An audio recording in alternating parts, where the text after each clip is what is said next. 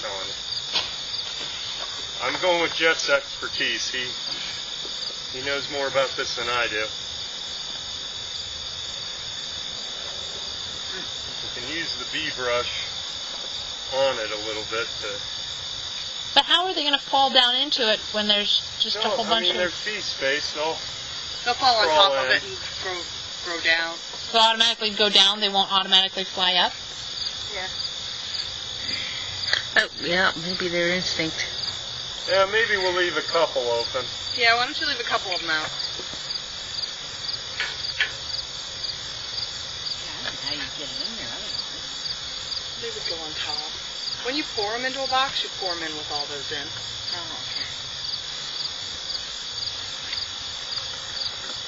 You want to try to brush those up? I don't think you need a camera.